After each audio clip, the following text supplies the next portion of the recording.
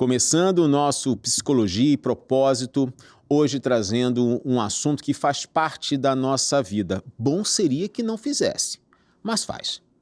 Traumas. Já passou por algum? Já enfrentou traumas no âmbito emocional, físico, familiar? Pois é. E a gente precisa lidar com isso, lidar com as emoções, os sentimentos, a dor. E será possível a superação? Esse é o nosso tema, trauma e superação. Hoje eu converso com o psicólogo clínico, meu amigo, parceiro aqui do nosso programa, Felipe Mesquita. Mais uma vez, bem-vindo. Muito bom ter você aqui. A gente tem bastante coisa para conversar. Sim, sim. O prazer é todo meu e a satisfação, com certeza, vai render bastante. Rapaz, trauma é uma coisa que não tem para onde a gente fugir. Porque não escolhe classe social, não escolhe gênero, não escolhe escolaridade, escolhe nada. Parece que está disponível para todo mundo, porque todo mundo que vive passa por situações difíceis. E algumas são bem pesadas, bem marcantes. Na clínica você deve receber muitos desses e que às vezes as pessoas falam assim, não, isso aí já resolvi. Mas depois que você investiga, que você vai trabalhando com a pessoa, você percebe que além de ser um trauma, foi traumatizante, não é? Isso. Principalmente porque a pessoa, às vezes, não faz ideia do quanto que um evento traumático, ele traz impacto na sua vida. Sim. Não é à toa que muitas pessoas têm uma certa dificuldade de associar certos sintomas na sua vida atual e de alguma forma entenderem que, poxa, isso foi por causa daquilo que eu passei lá atrás ou um evento recente, né? Tem essa certa dificuldade.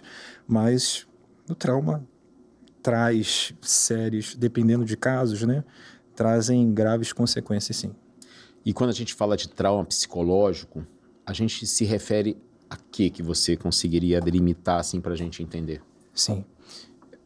Para responder essa pergunta, eu penso que é importante eu voltar um pouquinho atrás no campo da psicologia. Por quê? Diferente do que muitas pessoas podem pensar, e por se tratar de uma ciência humana, não é uma exata, igual 2 e 2 são 4, dentro da psicologia existem campos diferentes.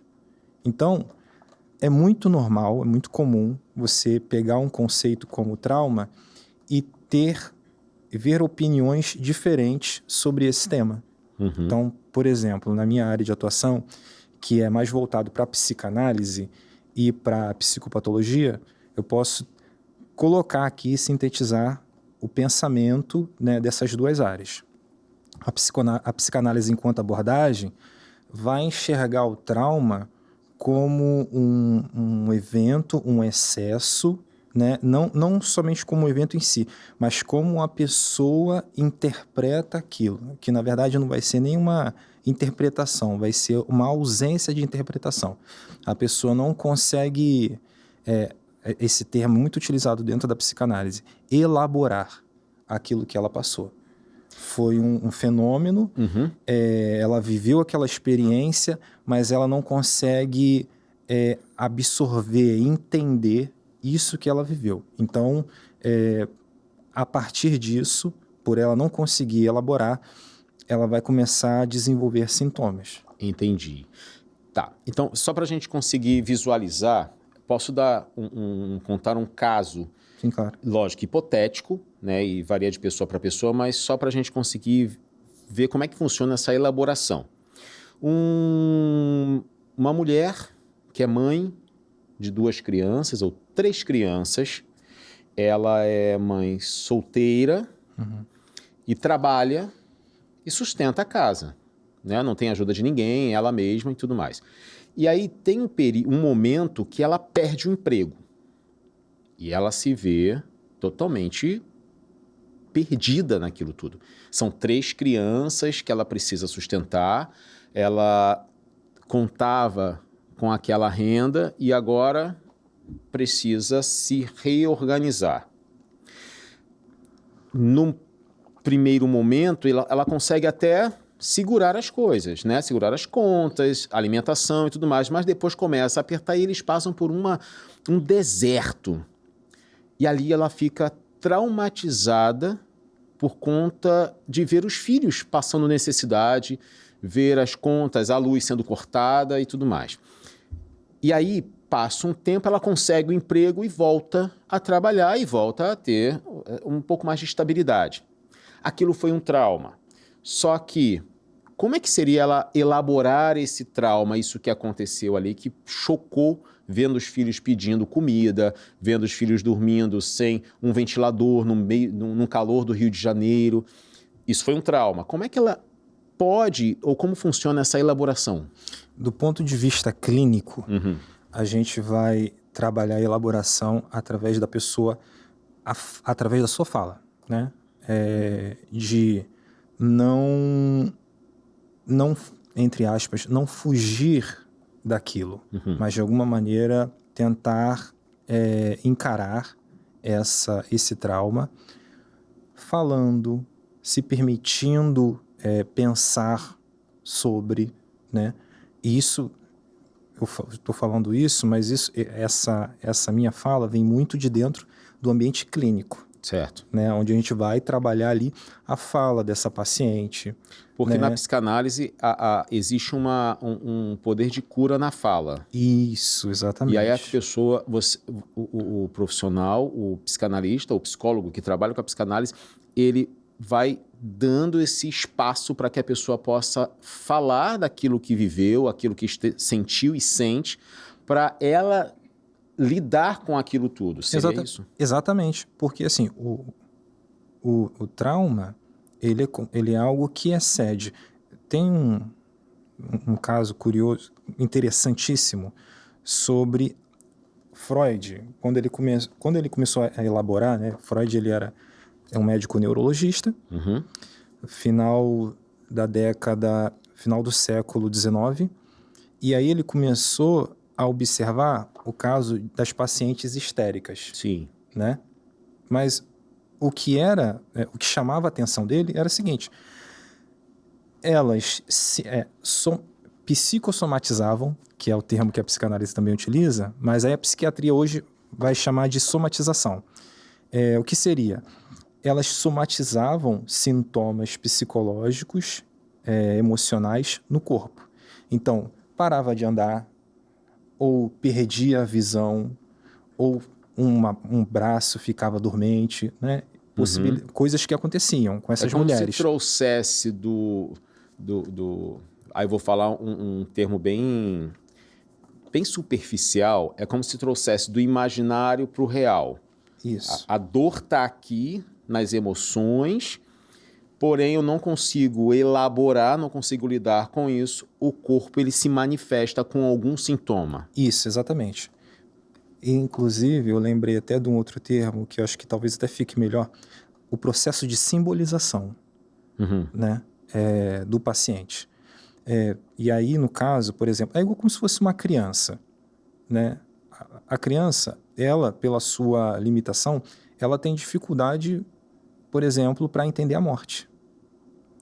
E como é que a gente geralmente faz para a criança conseguir simbolizar a partida de um ente querido? A gente conta uma historinha. Olha, fulano foi fazer uma viagem e infelizmente ele vai precisar, vai ficar lá e não vai poder voltar mais. Ou foi morar com fulaninho no céu, que Deus levou ele, né? Ou seja... Virou estrelinha, exatamente, alguma coisa assim. É um processo de simbolização. Algo extremamente...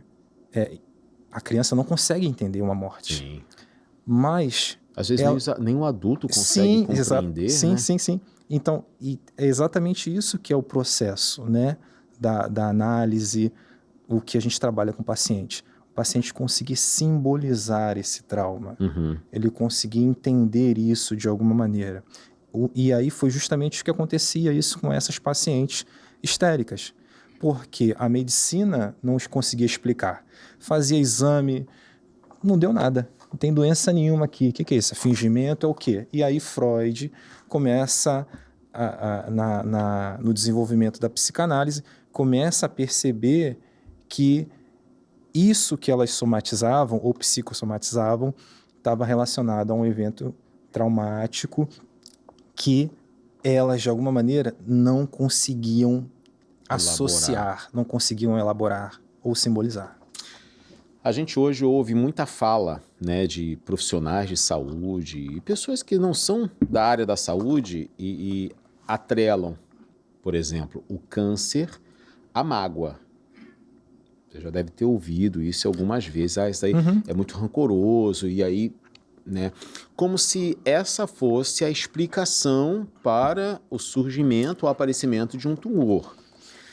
Nós não podemos descartar essa possibilidade pela somatização.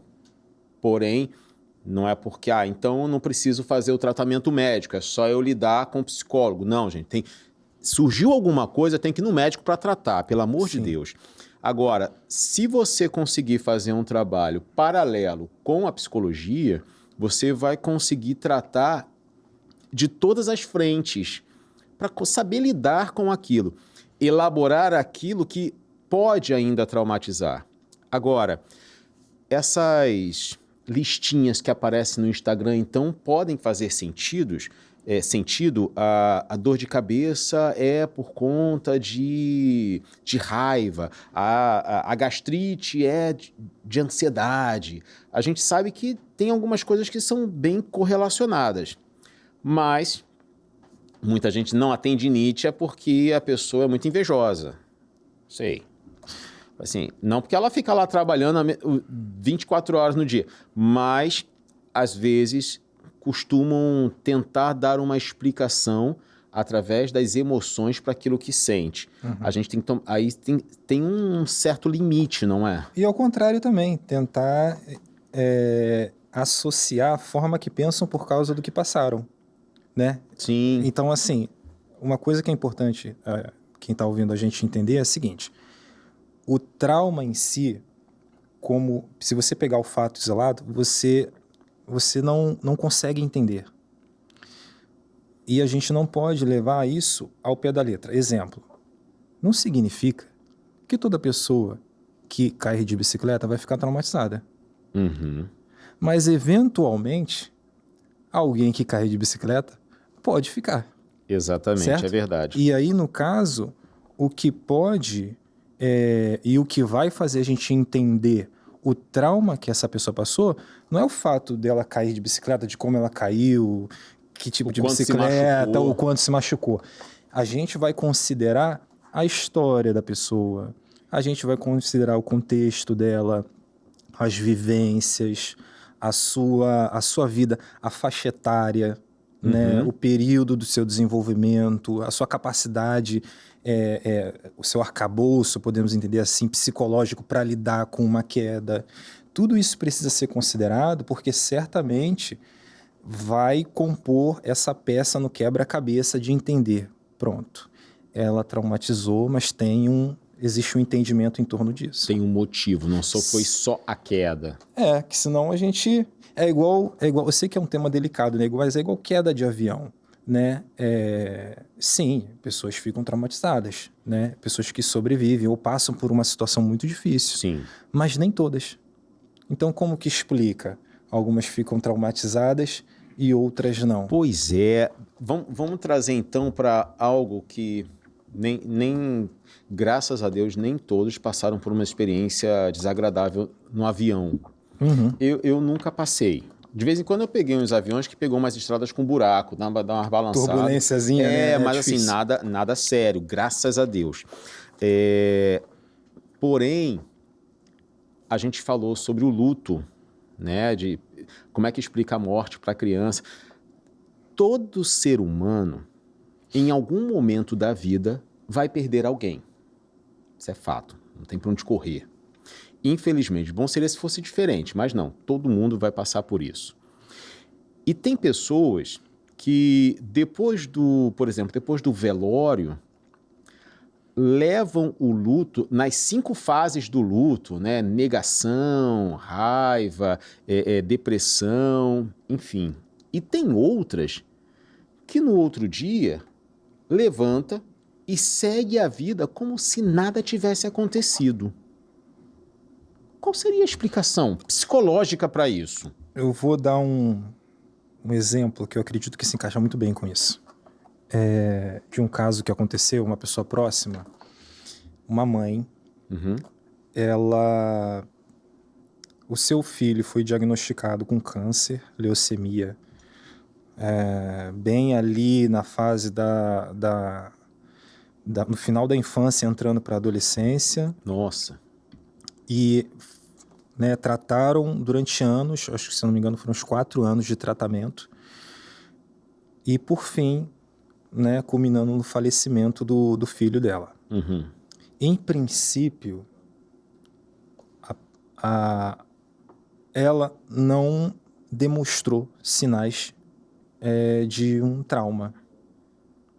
Ou até mesmo quando a pessoa entra em luto, porque a pessoa se fecha para si mesma, se isola, não quer ter contato com ninguém, e tal. Pois bem, ela seguiu com a vida dela normalmente. Mais ou menos 20 anos depois. 20 anos depois? Isso aí. Mais ou menos 20 anos depois. Nossa. Ela precisou, por outros motivos, retornar nesse mesmo hospital onde ela fez o tratamento com o filho dela. E o relato dela é o seguinte: quando eu entrei dentro do hospital e passava pelos corredores, eu via as crianças que estão em tratamento de câncer, e geralmente pela quimioterapia cai o cabelo, fica carequinha a criança e tal, Quando ela passava pelo corredor e ela ia olhando as crianças, ela tinha e teve a sensação de que ia encontrar o filho dela 20 anos depois. Nossa. Ela teve um impacto tão forte e foi tomada de um sentimento tão forte, uma crise de choro, ao ponto de precisar ser amparada por profissionais de saúde, porque ela não conseguia ficar de pé. Caramba. Tempos depois, alguns anos depois, ela perdeu uma pessoa próxima, também de câncer. E quando ela foi ao velório dessa pessoa, ela, ao olhar no caixão e ver que a pessoa estava sem o cabelo, a impressão que ela teve foi a mesma, de que ela estava vendo o filho. E aconteceu a mesma coisa, de ser tomada por um sentimento, falta de ar e precisar ser amparada. Então veja bem, o trauma, ele é exatamente dessa forma. Não necessariamente ele vai aparecer ali. Ele pode ficar escondido assim? Exatamente. E aí, exatamente. Ele só é startado quando há um gatilho ou pode ser do nada? Então, a gente, pelo menos sob a visão da psicanálise, a gente vai entender que sempre vai haver algo. Nunca vai ser o nada. No caso dessa pessoa, foi talvez ali seja um ambiente, seja uma característica específica, que a pessoa, dentro do seu contexto... Porque assim, por mais que a pessoa passe por um trauma, a vida segue. O nosso aparelho psíquico, a gente entende que as coisas precisam continuar acontecendo, certo? Sim. Preciso continuar trabalhando, eu preciso cuidar da minha família. A pessoa pode parar no tempo, mas a vida vai continuar seguindo, Exatamente. E às vezes a nossa mente vai querer agir dessa forma também. Por isso que muitas vezes vou seguir ali com a minha vida normalmente, mas a questão é, em algum momento, isso pode não dar certo. Isso vai manifestar. Exatamente, justamente, um evento, e aí também fala de uma certa repetição, certo? Repetição do quê? Por exemplo, se a gente voltar aqui para uma pessoa que foi assaltada, passou por um evento ali que ficou traumatizada com aquilo dali. Dependendo de onde ela passar, dependendo de que tipo de pessoa que ela ver, pode ser a sensação, ter essa sensação, a repetição, né, de, puxa, vou passar por isso de novo? Será que eu vou ser assaltado novamente? Né? É sempre uma previsão catastrófica de que aquilo vai se repetir. Exatamente. O fato é que nesse momento que a gente tem essas sensações, ou tem essa percepção, eu vi aqui, me remete aquilo lá, só que na hora que a gente está vivendo, a gente não faz essa ligação. Não. A coisa acontece de forma tão natural que você nem percebe, né? E aí a gente sente naquele momento as mesmas emoções com a mesma intensidade do primeiro dia, da primeira vez que viveu? Sim, mas também não. Porque às vezes a pessoa não sente. Igual esse exemplo, né, que a gente estava conversando aqui agora. Sim. Então, às vezes a pessoa pode não sentir ali e aquele afeto ficar ali retido, né, guardado. E a pessoa, ao passar por isso, não passar necessariamente por isso, mas passar por algo que remeta ao que aconteceu a ela de fato ser tomada por esse sentimento, né? E aí, enfim, as reações podem ser diversas, né? Desde uma crise de choro até uma sensação de taquicardia, né? Ou então ter uma palpitação, sentir dores, estresses, né? Dependendo da situação, né? Que ela passou. Agora, você está trazendo os sintomas que são bem marcados, né? Taquicardia ou uma respiração mais ofegante, você logo percebe porque você está sentindo isso. Agora, existem esses sintomas que surgem no cotidiano de forma muito sutil, que a pessoa está sofrendo por aquilo, mas ela ainda não percebeu que sofre por aquele trauma? Sim, pode acontecer. E o que você destaca assim que é muito comum para que quem estiver vivendo isso possa... Caramba, peraí, isso aí tem a ver com o que eu vivi na minha infância, na minha adolescência, no meu trabalho. Sim. A primeira questão que eu posso começar a dizer é a seguinte, embora não seja uma receita de bolo, dizer assim, ó, é isso. Isso é verdade, na psicologia não existe receita de bolo. Mas o que eu posso colocar, assim, é que a pessoa pode sentir, né, a sensação de um estresse, dores, sintomas somáticos, né, perda do nada de surge sono, uma dor nas costas que ela não sabe de onde... E faz exame e não acha. Vai procurar para entender o que é, que está tudo certo. Biologicamente a pessoa está, mas ela está somatizando, né? Às vezes, traumas relacionados ao trabalho, né? Às vezes a pessoa que passou por uma exaustão, por trabalhar excessivamente, e ela começar a apresentar sintomas, né, num ambiente de trabalho, e depois, se a pessoa não cuidar, isso começar a se generalizar, né? E Anderson, a grande questão é a seguinte, as pessoas, é importante a gente não associar o trauma a transtorno mental. Porém, são coisas diferentes, isso, né? são diferentes. Porém, o perigo é que o trauma não tratado pode desenvolver um transtorno mental. Então, às vezes, a pessoa que, em princípio, sofreu trauma e, eventualmente, sentia sintomas de ansiedade, por exemplo, quando não trata e é exposta novamente a esse tipo de ambiente, pode sim desenvolver uma ansiedade generalizada. Sim. E a crise que acontecia só no trabalho passa a acontecer dentro de casa, passa a acontecer na rua, entende? Então, esse é o perigo da questão. Não é regra que um trauma vá virar transtorno, mas pode. É porque nem sempre o trauma vai traumatizar a vida da pessoa para sempre. Às vezes é um choque que dá ali e ela consegue elaborar, consegue lidar com aquilo e seguir em frente. Agora, o transtorno também muito comum é o TEPT, né? O transtorno de estresse pós-traumático, que esse traz ansiedade, traz crises de pânico, traz os sintomas biológicos, como a gente está falando, trava a pessoa de muitas coisas, porque o estresse que ela viveu no trauma, ele permanece. O trauma já passou, vou refazer a frase, né? Porque o trauma ficou marcado nela, mas o evento que traumatizou, passou, está no passado, mas continua, e o estresse também prossegue.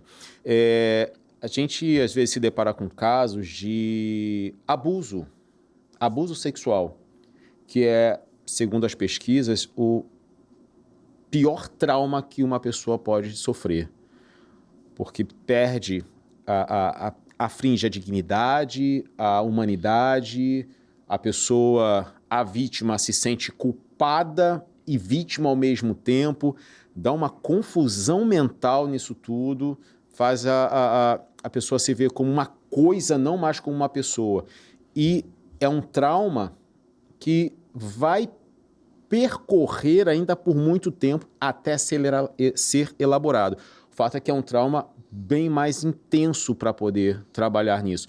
E aí eu queria que a gente conversasse nesse viés desse tipo de trauma, porque, infelizmente, é mais comum do que a gente imagina.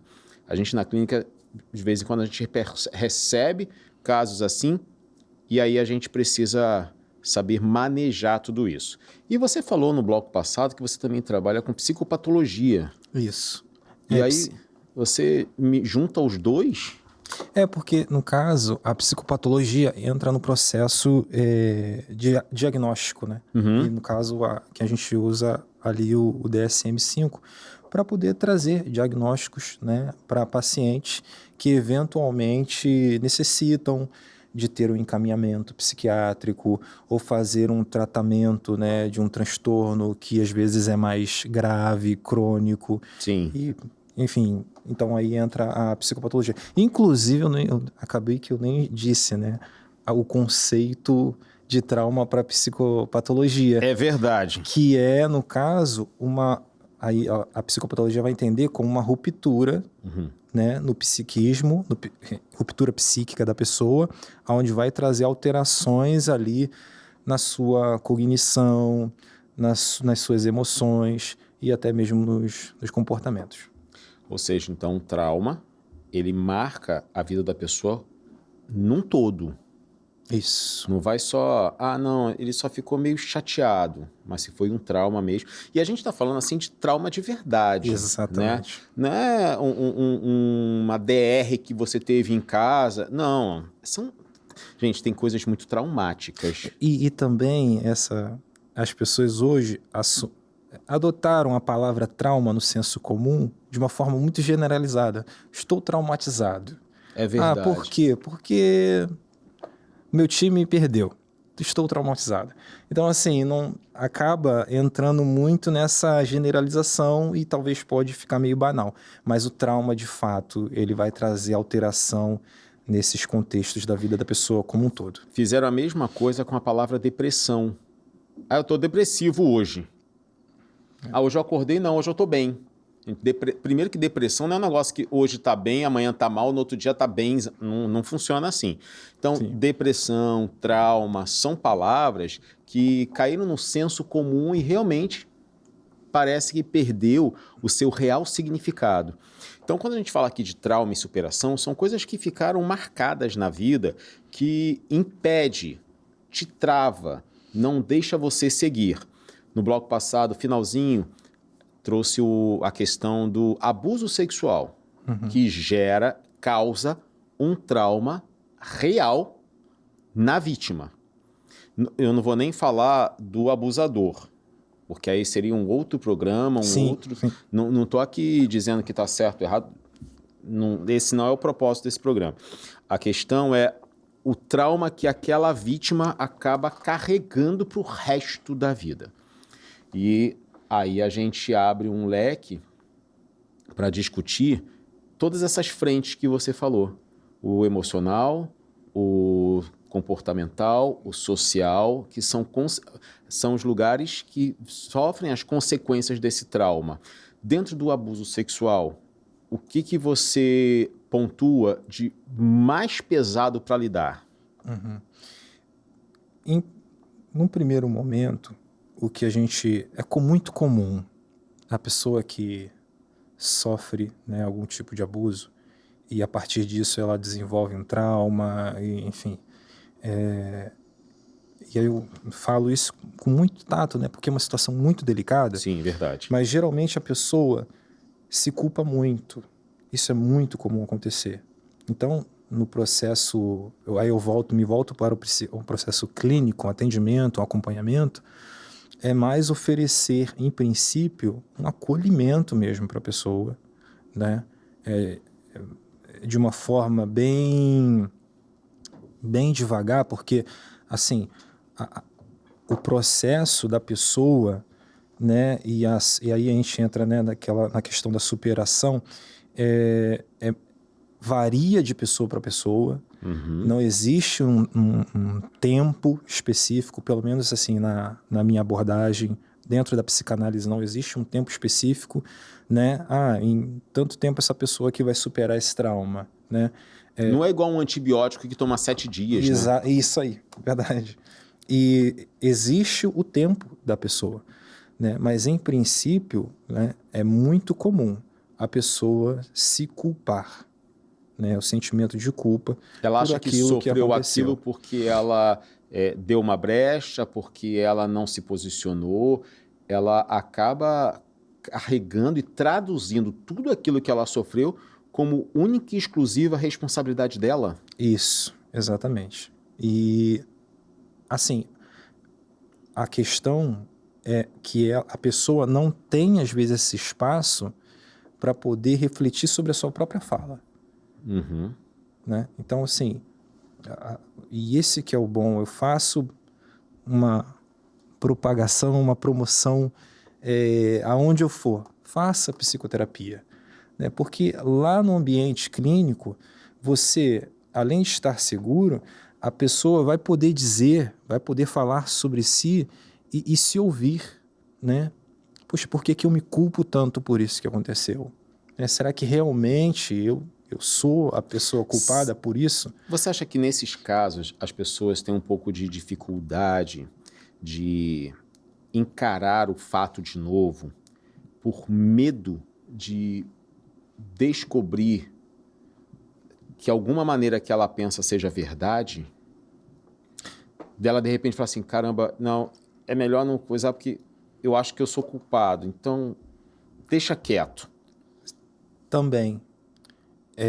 E aí entra muito de uma questão de uma negação, né, da pessoa, né, que às vezes foge, né, foge de temas sensíveis, né, ou de lidar, e aí novamente, né, acho que é até importante a gente frisar isso,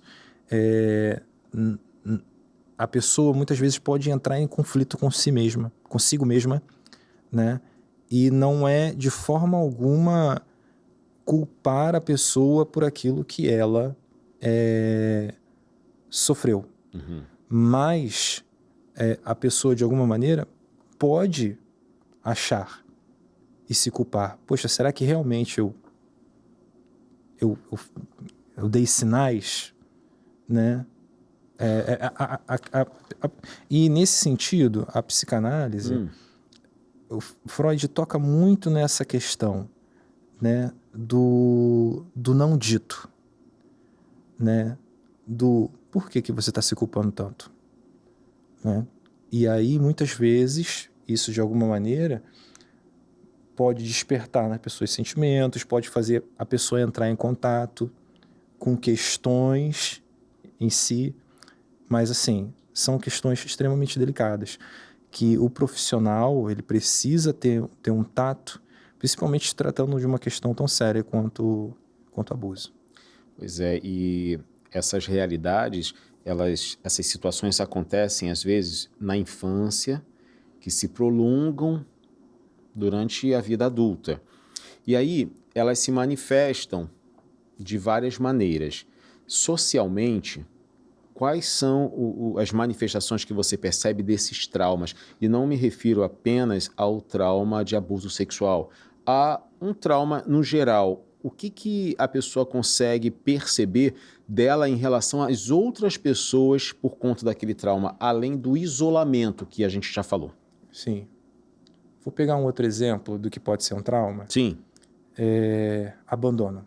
Uhum. Esse daí... Ok? Então, a também pessoa... é intenso. Isso. Por algum motivo, a pessoa foi abandonada e isso foi um ponto que desencadeou um trauma nela. Aí, nesse caso, foi abandonada quando criança pelo pai ou pela mãe, Pode por ser, exemplo? pode ser. Tá, pode tá. ser. Foi abandonada na infância. A pessoa passa a se relacionar partindo da ideia que ela ficou traumatizada. Ela pode passar a se relacionar com as outras pessoas entendendo que as coisas dependem de mim para eu não ser abandonada, né? Ou então, o que eu preciso fazer para que esse relacionamento não termine. E Ela logo puxa- se submete. Ela puxa uma sobrecarga pesada para si mesma. Exatamente. Pelo medo do abandono. Por medo de ser abandonada. E aí ela pode fazer isso. O abandono para a pessoa, às vezes é um fim de um relacionamento. Às vezes é uma discordância muito forte de opinião. Eu penso A, o meu parceiro pensa B. Não vou falar o que eu penso, porque isso, de alguma forma, pode fazer me sentir abandonado por discordar. Ou seja, Embora às isso vezes... é inconsciente. Exatamente, a pessoa ali... Não vou nem dizer minha opinião, vou me anular. Porque só o fato de eu pensar que eu posso discutir e isso pode nos afastar, às vezes não é nem o fim da relação, mas a pessoa se submete, né? Sim. A pessoa se coloca numa posição onde que a permanência do relacionamento, tudo depende dela se submeter. Por quê? Pelo medo do abandono, enfim, do abandono que a pessoa sofreu lá atrás. Certo. Vamos tacar um álcool na fogueira? Segundo pesquisas, a maioria dos que vivem em presídios não tem no registro o nome do pai. A maioria só tem o nome da mãe. Isso não é só aqui no Brasil, Estados Unidos e tudo mais. Então existe uma lacuna da presença do pai na vida de muitas pessoas. Podemos dizer que a criminalidade ela acaba sendo esse acolhimento da busca que essa pessoa tem por se encontrar e para não ser abandonada, embarca, não estou dizendo que são todos os casos não, tá, gente? Mas pode ser uma das muitas explicações? Uhum. Assim, eu não digo a criminalidade, mas eu posso dizer assim, pessoas pela ausência paterna que de alguma forma desenvolveram um trauma, por causa disso, se encaminharem para a vida do crime. Sim. Isso é perfeitamente possível. Né? Ou seja, às vezes porque assim, o pai, ele vai ter a função na formação do indivíduo como a lei. É o não, né? O Freud vai colocar isso, o Lacan posteriormente também, que foi um grande psicanalista. Então ele vai caber ao pai o limite, né? O que faz o bebê entender que ele não é um só com a sua mãe é o pai. É o pai. É a lei, né? Que vai dizer, daqui não, aqui você não passa, né? Então, assim, essa ausência da lei faz com que não tenha limite? Às vezes, essa busca pode ser, ou às vezes, se encaminhar para a vida do crime, pode ser um desejo infantil, né? E a psicanálise sempre vai ver o desejo infantil presente né, mesmo adultos, dessa busca, dessa necessidade de chamar, né, de ter alguém que coloque limites. Né? E o crime não deixa de colocar limites. Porque você tem que cumprir todas aquelas regras ali. Eu não entendo nada de crime, mas o que a gente percebe é que existem regras bem definidas, que a gente vê em noticiários, na internet e tudo mais. Agora, eu trouxe esse assunto para a gente demonstrar, para que você pudesse esclarecer as maneiras como esse trauma pode reverberar na vida da pessoa depois de anos. Você trouxe depois de 20 anos que a mãe entrou no hospital onde o filho recebeu tratamento. Às vezes a dor fica guardada e aí vem uma questão. Se eu deixo a dor guardada, eu posso entrar naquela, eu não toco no assunto, não falo, então esse problema não existe. Mas ele está lá. Como é que eu consigo saber que ele está lá ou que eu já deixei passar? Mas é justamente essa questão. Como saber? Né? Eu penso que é uma pergunta difícil de você responder, porque, de fato, principalmente se a pessoa não busca ali um tratamento, não busca se cuidar, né? Eventualmente isso vai acabar acontecendo. A proposta do tratamento, né, da pessoa se cuidar, é fazer com que aquilo não tenha tanto impacto sobre a sua vida, certo? Então, a pessoa que agora tem um espaço para poder falar, conseguir elaborar suas questões, tratar questões do seu interior, coisas que ela nunca compartilhou com ninguém, e agora ela tem um espaço seguro, profissional, para poder falar sobre isso. Que não vai ser julgada. Exatamente, não vai ser julgada, vai ser acolhida, né?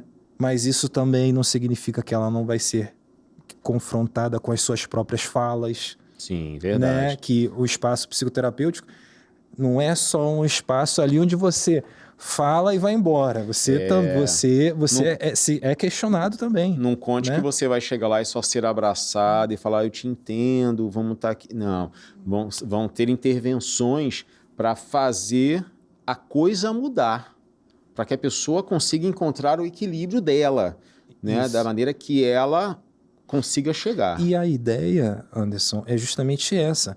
É trabalhar o indivíduo para que ele tenha autonomia, que ele não esteja refém do seu trauma, né? Eu sei que a palavra, né, superação, muitas vezes, e eu acho que é importante também frisar uma questão.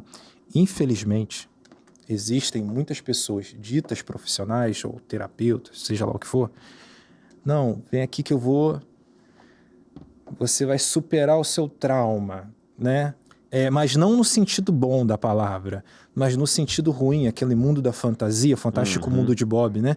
Onde a pessoa nunca mais vou chorar, nunca mais vou lembrar, faz falsas promessas, né? Deixa eu só abrir um parênteses. O Fantástico Mundo de Bob, gente, foi um desenho que a gente assistiu quando era criança. Talvez você nunca tenha ouvido falar nesse desenho, mas é natural, tá? A vida... Tiveram desenhos bons também no passado. Esse era um bom desenho, eu gostava. Isso aí é 30 a mais. Fantástico Mundo de Bob para 30 a mais. 20, tu não viu, mas fica tranquilo. Era um desenho. Era um desenho que falava sobre a ideia da imaginação, da fantasia. Do ilusório, mas era... Então, assim, a psicologia é pé no chão. A gente trabalha não fazendo... né, dizendo para o paciente que ele vai chegar lá, vamos superar esse trauma, e, enfim, nem sei se tem psicólogos que falam de uma forma incisiva nesse sentido. Olha, hoje em dia eu acho que tem de tudo. Pode ter, né? Pode ter sim. Mas assim, a ideia da psicologia é pé no chão. Sim. Então assim, não é que você vai esquecer, É o que dá para ser feito dentro da sua realidade. Muita gente traz essa fala, não consigo superar porque eu não consigo esquecer. Tá aqui, eu sempre lembro. Isso tem a ver? É a mesma coisa. O trauma, para a gente poder entender, é a mesma coisa do vaso quebrado que a gente cola. Uhum. Certo? O vaso volta.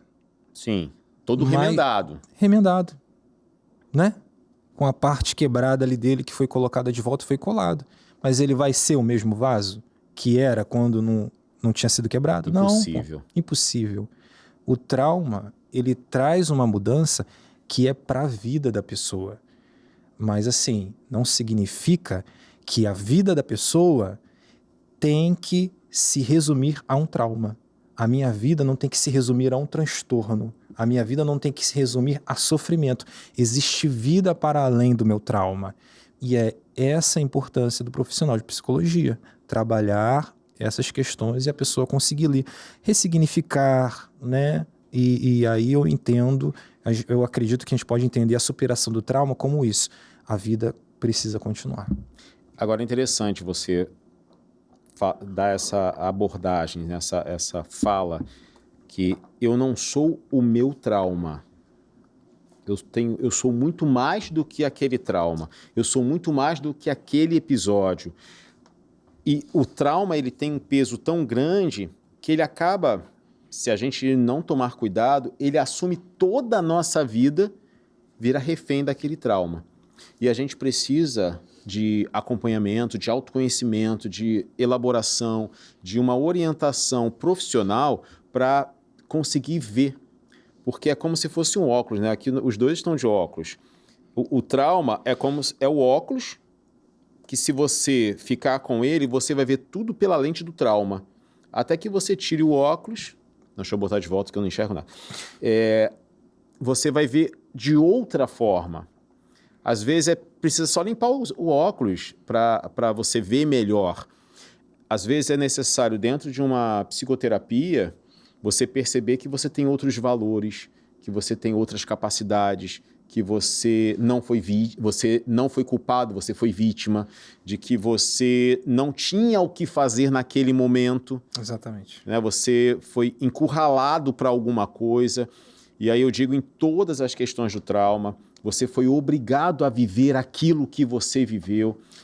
Não tem como você... não, esse ano eu vou me preparar aqui porque eu vou perder alguém da família. Não existe isso, gente. E é muito comum também, aparece muito na clínica, né? Essa fala, né?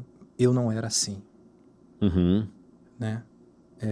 Às vezes, uma situação onde a pessoa tinha uma vida social, conseguia ir numa festa, num aniversário, né?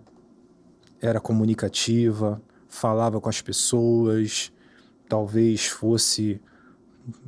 tivesse um certo carisma, e a partir do momento que entra o trauma na vida dela e ela talvez desenvolve algum tipo de transtorno, é como se fosse minando, né? Como se fosse a gente pegar assim um passarinho que era livre, a gente coloca ele dentro de um viveiro grande. Aí depois a gente tira o passarinho do viveiro e coloca dentro de uma gaiola média. Aí depois a gente tira ele da gaiola média e coloca dentro de uma gaiola pequenininha, onde ele não consegue voar para praticamente lugar nenhum. Ou seja, o processo do trauma aliado, né? Exatamente, ele vai diminuindo o espaço da pessoa, a ponto de, às vezes, a pessoa não conseguir sair, não é nem de dentro da casa, não sair de dentro do próprio quarto, né? Tá em cima de uma cama chorando, com crises, de luz apagada ainda por cima, porque tudo incomoda, né? A pessoa vai perdendo o prazer, porque ela perdeu a liberdade, ela perde o prazer pela vida, né? Pois é um ponto que a gente tem que tomar muito cuidado, porque as pessoas em volta precisam estar muito atentas, a família precisa estar com os olhos bem abertos. E, gente, não é porque a pessoa chega nesse ponto que ela é fraca, não, isso daí é falta de vergonha, tem que sair, levantar da cama e ir fazer. Não é só eu tenho que fazer isso, ou eu sei que eu tenho que fazer isso. Porque as pessoas têm noção disso, mas não conseguem, porque o trauma acorrenta realmente aquele indivíduo, que ele não consegue ver possibilidade. São pessoas que perderam algo, que sofreram algo, ou que foram abandonados, ou que foram afligidos, mas que sempre tem a sensação de que o mundo se tornou um lugar tão perigoso que ele não vale a pena se expor para não sofrer de novo. Uhum. E aí a gente toca nessa superação, é se entender, conhecer, procurar essa ajuda. Rede de apoio. Exatamente. Essa família precisa estar ali, junto. Agora, minha família não está muito presente, mas não tem uma pessoa que possa estar ali, alinhado. Amigo, né? Uma pessoa, um colega do trabalho, nem que seja. Exatamente. Alguém ali, um vizinho que pode, né? Tanto até que, por exemplo, é muito comum, dependendo dos casos, o profissional, quando vê uma certa gravidade ou um risco ali, né, do paciente que às vezes passa mal, tem crises constantemente, né? Quem é a pessoa mais próxima? Tem um contato? Uhum. Né? Porque é essa pessoa que numa eventual crise vai ligar, vai chamar SAMU. Vai dar um suporte, né? Vai, né? E aí? Essa casa está muito quieta, tá tudo bem aí? Né? Então, a rede de apoio é fundamental. Certo. Né? Eu sei que a pessoa é difícil, a pessoa quer se isolar, mas precisa ter alguém, precisa ter uma rede de apoio. Tá aí. Esse é Felipe Mesquita. Felipe, você tem redes sociais e aí a gente pode acompanhar seu trabalho e tudo que você trouxe para a gente hoje é de extrema importância. A gente, infelizmente, não consegue mais estender. Nosso tempo está se esgotando mesmo. Verdade. Porém, nas suas redes sociais você sempre posta vídeos com comentários, com explicações. Tem uma psicoeducação muito interessante. Quem quiser te seguir, te acompanhar, como é que faz? Sim, só você ir lá no Instagram ou no TikTok e digitar lá @Mesquitapsi, @Mesquitapsi, tudo junto. Ou então você colocar, acredito que psicólogo Felipe Mesquita, já vai aparecer. Vai aparecer uns 100, mas se você procurar direitinho, você vai me achar. Apareceu aí na base do vídeo, Mesquita Psi, segue lá, eu sigo, é excelente o conteúdo, o material. Felipe, muito obrigado pela sua vinda hoje.